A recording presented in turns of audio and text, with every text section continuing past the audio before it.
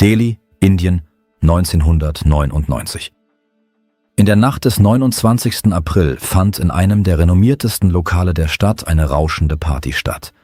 Die Gäste entspannten sich, tranken, amüsierten sich und tanzten, als plötzlich ein Schuss fiel.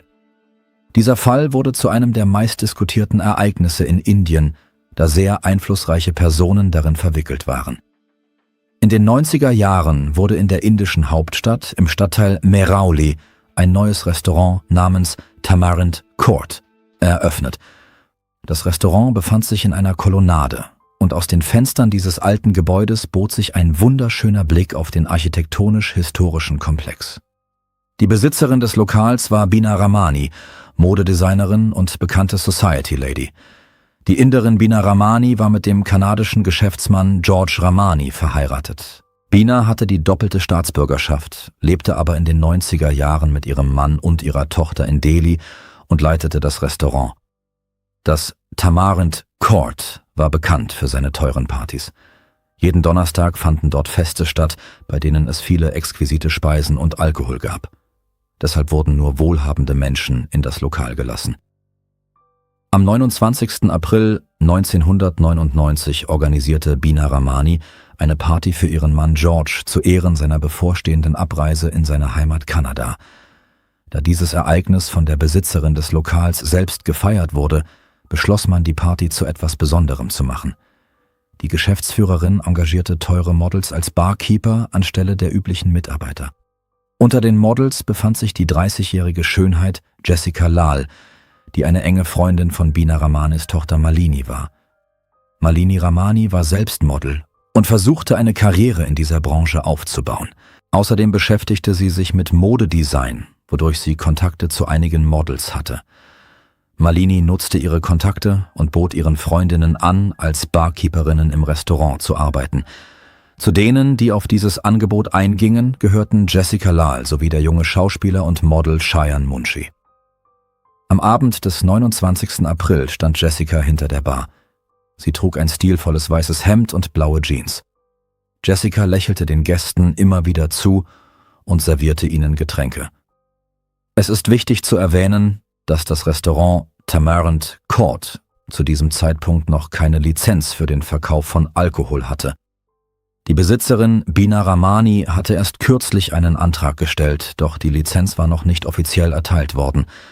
Das bedeutete, dass der gesamte Alkohol, der auf der Party verkauft wurde, illegal war. Nur wenige Besucher wussten von diesem groben Verstoß. An der Veranstaltung nahmen bekannte Geschäftsleute, Söhne und Töchter von Politikern sowie enge Freunde von Stars aus Delhi teil. Die Party sollte um 23 Uhr enden, dauerte jedoch tatsächlich bis spät in die Nacht. Unterdessen entspannten sich 4 Freunde etwa 1 Kilometer vom Restaurant entfernt in einem Privathaus. Sie tranken Alkohol und unterhielten sich. Einer von ihnen war der 20-jährige Manu Sharma, Sohn des bekannten Politikers Vinod Sharma aus dem Bundesstaat Haryana. Außerdem war Manu ein entfernter Verwandter des ehemaligen indischen Präsidenten Shankar Dayal Sharma. Mit dabei war auch Vikas Yadav, ebenfalls kein einfacher Junge, sondern der Sohn eines einflussreichen Politikers. Der 3. und 4. waren Alok Khanna und Amadip Gill, hochrangige Polizeibeamte aus Delhi. Die Freunde hatten viel Spaß und entspannten sich. Spät am Abend erinnerte sich Manu Sharma daran, dass jeden Donnerstag im Restaurant Tamarind Court Partys stattfinden. Er schlug seinen Freunden vor, dorthin zu fahren und sich zu amüsieren. Die Jungs stimmten zu. Manu, Vikas, Alok und Amadip tranken noch ein paar Gläser Alkohol, setzten sich dann in 2 verschiedene Autos und fuhren zum Restaurant. Als die Jungs dort ankamen, war es bereits Mitternacht. Ein neuer Tag, der 30. April, hatte begonnen. Die Freunde betraten das Restaurant um 0:30 Uhr, setzten sich an einen Tisch, bestellten etwas zu essen, aßen, tranken und gingen dann tanzen. Danach tranken sie weiter. Zu diesem Zeitpunkt waren die Freunde bereits ziemlich betrunken. Da auf der Party viele Leute waren, war der Alkohol im Restaurant um 1 Uhr nachts ausgegangen. Die Gäste begannen, das Lokal zu verlassen. Zu Beginn der 2. Nachtstunde ging Manu zur Bar und traf Jessicas Blick. Der junge Mann bestellte Alkohol, woraufhin die Barkeeperin antwortete: »Es tut mir leid, aber der Alkohol ist bereits ausgegangen.« Manu dachte, dass Jessica lügt und vielleicht Geld von ihm haben will. Der Mann holte 1000 indische Rupien, das sind etwa $11, aus seiner Tasche und reichte sie ihr. Jessica wiederholte: »Ich kann Ihnen keinen Tropfen Alkohol anbieten, weil er wirklich ausgegangen ist.« Diese Worte verärgerten Manu und er begann, Jessica verbal zu beleidigen. Die Bardame bat den Mann, still zu sein und das Restaurant zu verlassen. Genau in diesem Moment wurde Manus Ego verletzt. In einem Anfall von Wut zog er eine Pistole vom Kaliber 22 aus seiner Tasche, schoss in die Decke und forderte Jessica erneut auf, ihm sofort einen Drink einzuschenken. Als er erneut ein Nein hörte, richtete Manu die Waffe direkt auf sie und drückte den Abzug. Die Kugel traf sie am Kopf, Jessica fiel zu Boden. Nur wenige Sekunden später kam die Besitzerin Bina Ramani zur Theke und bemerkte Jessica, die in einer Blutlache auf dem Boden lag. Bina sah, wie Manu die Pistole in den Händen hielt und dann zusammen mit seinen Freunden schnell das Restaurant verließ. Jessica wurde mit dem Auto eines der Geschäftsleute sofort ins Krankenhaus gebracht, da jede Sekunde zählte und der Krankenwagen zu spät kam. In der Zwischenzeit fuhren Manu Sharma und seine Freunde zum Haus von Amadip Gill. Unterwegs bat Manu darum, an einem einsamen Ort anzuhalten, stieg aus und vergrub die Pistole.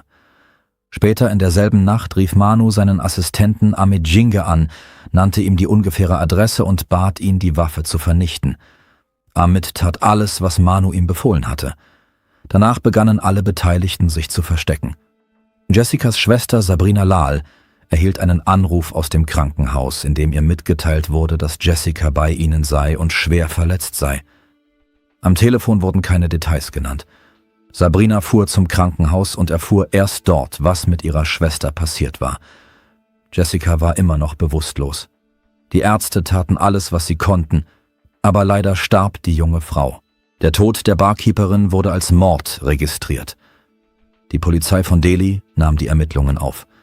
Zum Zeitpunkt des Vorfalls befanden sich etwa 100 Personen im Restaurant und die meisten von ihnen sagten der Polizei, dass sie gesehen hätten, wie Manu Sharma auf Jessica geschossen habe. Die Polizei begann mit der Suche nach Manu und seinen 3 Freunden. Der junge Mann tauchte unter. Am 2. Mai fand die Polizei von Delhi Manu Sharmas Auto in der Nachbarstadt Noida im Bundesstaat Uttar Pradesh. Es war dasselbe Auto, mit dem der Mann zur Party im Restaurant Tamarind Court gekommen war. Das Auto wurde gefunden, aber Manu war weiterhin verschwunden. Am 4. Mai, 4 Tage nach dem Mord an Jessica Lal, fand und verhaftete die Polizei Alok Khanna und Amadip Gill. Die Beamten setzten die Suche nach Manu und Vikas fort.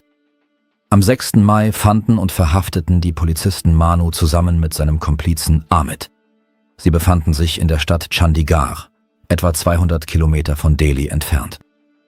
Am 8. Mai verhaftete die Polizei die Restaurantbesitzerin Bina Ramani, ihren Mann und ihre Tochter. Ihnen wurde vorgeworfen, auf der Party illegal Alkohol verkauft zu haben. Bina behauptete, dass es sich um eine private Veranstaltung gehandelt habe und sie nur enge Freunde eingeladen habe. Tatsächlich konnte jedoch jeder die Party besuchen. Hauptsache, er hatte Geld dabei. Außerdem stellte sich heraus, dass Bina unmittelbar nach der Tragödie, sobald Jessica ins Krankenhaus gebracht worden war, einer anderen Mitarbeiterin befahl, die Blutspuren auf dem Boden schnell zu beseitigen. Im Laufe der Ermittlungen wurde bekannt, dass in der Nacht zum 29. April ein Polizeikommissar in dem Restaurant zu Gast war. Er wurde vom Dienst suspendiert und anschließend entlassen. Vikas Yadav wurde weiterhin gesucht und erst am 29. Mai stellte sich der junge Mann freiwillig der Polizei in Delhi, woraufhin er gegen Kaution freigelassen wurde. Bina Ramani, ihr Mann und ihre Tochter wurden ebenfalls gegen Kaution freigelassen. Ihre Pässe wurden ihnen abgenommen, damit niemand Indien verlassen konnte. Das Restaurant wurde geschlossen und versiegelt. In der Zwischenzeit versuchten die Polizisten, die Tatwaffe, eine Pistole vom Kaliber 22, zu finden. Ich möchte gleich vorwegnehmen, dass die Waffe nie gefunden wurde. Aufgrund von Indizien und Zeugenaussagen von Restaurantbesuchern war die Staatsanwaltschaft zuversichtlich, dass sie eine Verurteilung von Manu Sharma und seinen Freunden erreichen würde.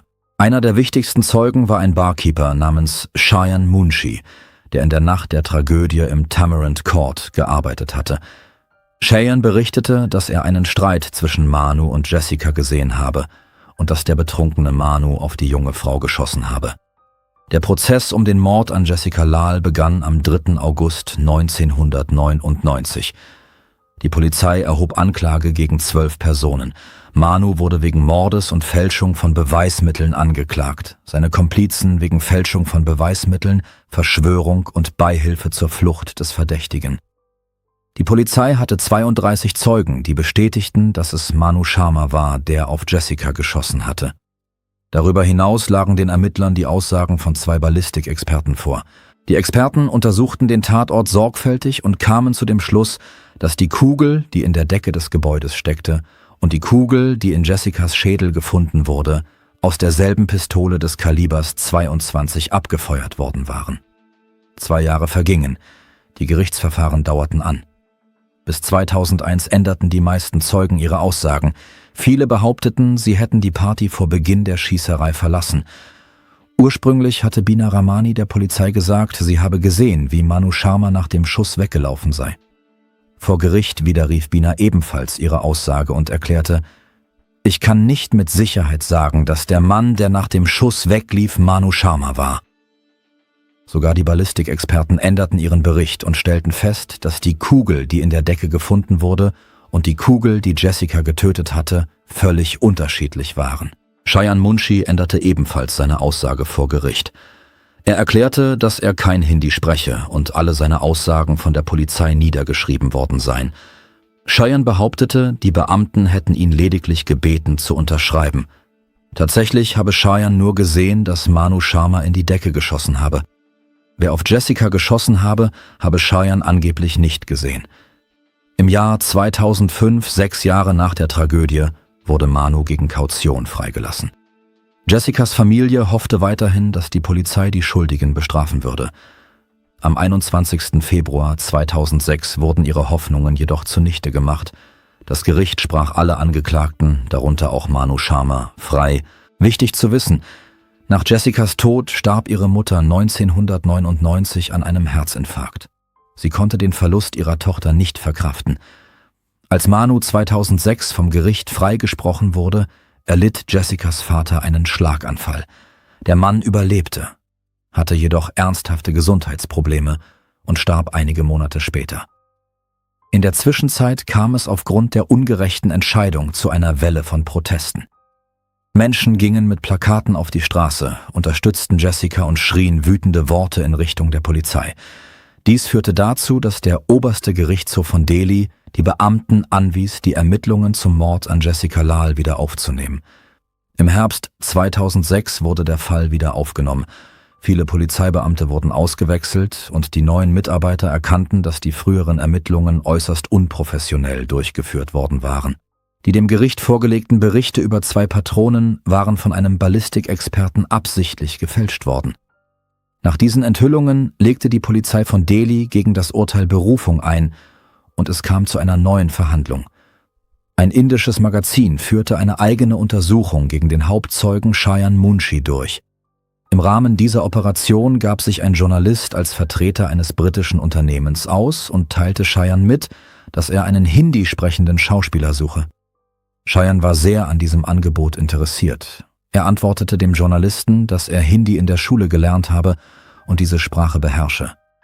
Dies ließ erkennen, dass Cheyenne die Polizei über seine Unkenntnis der Sprache belogen hatte und entweder unter Druck vor Gericht gelogen hatte oder dies absichtlich getan hatte. Außerdem konnten die Journalisten durch Befragung anderer Zeugen, die auf der Party anwesend waren, herausfinden, dass viele von ihnen bedroht und gezwungen worden waren, ihre Aussagen zu ändern. Die Restaurantbesitzerin Bina Rahmani sagte sogar zu Sabrina Lal: Lass dich nicht mit Manu und seiner Familie ein. Du hast keine Ahnung, wie ernst diese Leute sind. Im Dezember 2006 hob der oberste Gerichtshof von Delhi das Freispruchsurteil auf. Manu Sharma stand erneut vor Gericht. Er wurde für schuldig befunden und zu lebenslanger Haft verurteilt. Vikas Yadav, Alok Khanna und Amardeep Gill erhielten jeweils 4 Jahre Haft.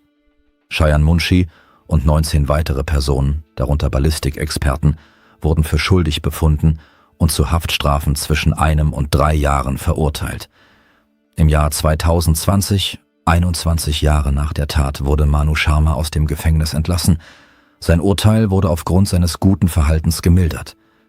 In einem Interview mit Journalisten gab Manu offen zu, dass es für ihn sehr schwer und beängstigend war, im Gefängnis zu leben.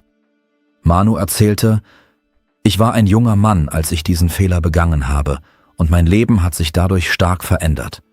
Ich kam ins Gefängnis. Dort wurde ich um 5 Uhr morgens geweckt. Ich konnte nicht normal auf die Toilette gehen. Es gab nur 5 Toiletten für 500 Häftlinge und ein Eimer mit einfachem Wasser schien ein kostbares Gut zu sein. Es gab viele Schwierigkeiten und Herausforderungen, aber mit der Zeit gewöhnt man sich an alles. Ich bedauere sehr, was passiert ist, denn ich habe nicht nur mich selbst, sondern auch meine Familie im Stich gelassen. Ich verstehe auch, dass ich Jessica Lals Angehörigen wehgetan habe." Sabrina Lal hatte nichts gegen eine Milderung des Urteils gegen Manu einzuwenden. Sie war der Meinung, dass Manu, hätte er sich vor 20 Jahren bei ihrer Familie entschuldigt, vielleicht sofort vergeben worden wäre. Im Jahr 2021 starb Sabrina Lal an Leberversagen. Sie wurde nur 53 Jahre alt. Es gab niemanden mehr in der Familie Lal. Nach seiner Entlassung aus dem Gefängnis änderte Manu Sharma seinen Namen und heiratete eine Frau, die zuvor als Model in Mumbai gearbeitet hatte. Manu begann, sich um das Familienunternehmen zu kümmern und wurde Geschäftsführer der Firma Pyle, die Alkohol herstellt und für ihren Single Malt Whisky Indri bekannt ist. Im Jahr 2024 gewann Indri Whisky den internationalen Wettbewerb in der Kategorie Bester indischer Whisky. Das Unternehmen Pyle ist auch für seine Hotelkette sowie Print-, Digital- und Fernsehmedienmarken bekannt. Den Unterlagen zufolge wurde Manu bereits 2011, als er im Gefängnis saß, Aktionär von Pyle. In den Medien wurde auch berichtet, dass Manu nach seiner Entlassung eine eigene Spirituosenfabrik in Schottland eröffnen wollte, aber aufgrund seiner kriminellen Vergangenheit keine Lizenz erhalten konnte. Diese Geschichte zeigt, wie lange der Weg zur Gerechtigkeit in diesem Fall dauerte und welche Folgen eine einzige Tat für viele Menschen haben kann.